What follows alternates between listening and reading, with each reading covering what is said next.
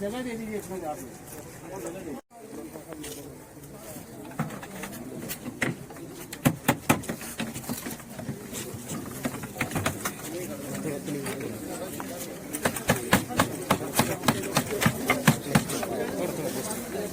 थोड़ा पीछे हाँ पीछे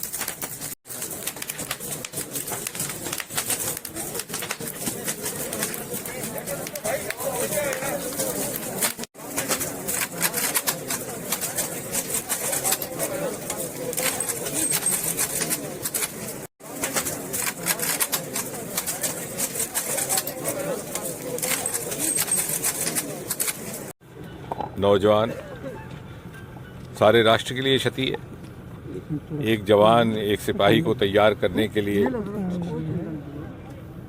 कितनी लगन और कितनी मेहनत से उसका प्रशिक्षण होता है और वो जान हथेली पर लेकर के अपने देश की रक्षा के लिए अपनी सेवाएं अर्पित करते हैं। और वो भी विडंबना ये कि एवलांच के कारण बेवक्त आकस्मिक और जाहिर है परिवार के लिए भी ये क्षति झेलनी कोई सरल नहीं है, जैसे आपने दृश्य देखा। परंतु मुझे लगता है कि ये संदेश उन लोगों के लिए भी होना चाहिए जो शायद भारत में रहते हुए भी कभी कभी भारत माता के लिए शहीद होने वाले इन युवाओं के प्रति उस प्रकार की श्रद्धा अर्पित नहीं कर पाते, या अपने जाने अनजाने में कुछ इस प्रकार के कथन उनके मुख से निकलते हैं जो इन युवाओं की कुर्बानी को इसके बजाय कि उसको श्रद्धांजलि दें, कहीं ना कहीं उसका तिरस्कार करने का कार्य करते हैं। मुझे लगता है कि राष्ट्र इस प्रकार के युवाओं की त्याग का कोई ऋण तो नहीं अदा कर सकता, परंतु हमारे मन में सच्चे लगन के साथ इनके प्रति श्रद्धा रहे और भारत माता के प्रति समर्पण रहे। कम से कम इतना हम कर सकें, मुझे लगता है वो भी एक बहुत बड़ी हमारे लिए उपलब्धि रहेगी। सरकार की तरफ से कोई मदद परिजनों के लिए निश्चय ही सरकार के पास एक प्रकार की पद्धति है, उसके अनुकूल सेना की ओर से भी और सरकार की ओर से भी भरपूर प्रयास किया जाएगा। अब जो जान की भरपाई है वो तो पूरी नहीं की जा सकती, नवविवाहित युवा था ये, परंतु उसके अतिरिक्त न केवल सरकार बल्कि समाज की ओर से भी, हमारे संगठन की ओर से भी यदि किसी चीज़ की आवश्यकता हुई तो बहुत दुख है इस बात का कि इतनी बड़ी दुर्घटना और हमारे यंग बच्चे, और ये मेरी कॉन्स्टिट्यूंसी के नौजवान हैं। अरुण जी, मुझे बहुत दुख है, और बाकी इसके साथ जितने भी जो हमारे लोग इनके साथ बच्चे थे सबका दुख है कि अभी इनकी शादी सिर्फ 3 महीने पहले हुई थी और 1 महीना यहाँ रहे, 2 महीने यहाँ से पहले गए हुए हैं घर में, और 6 साल सिर्फ अरसा हुआ इस नौजवान का सर्विस में, और 6 साल के बाद इस नौजवान बच्चे की शहादत हो गई, शहीद हो गए।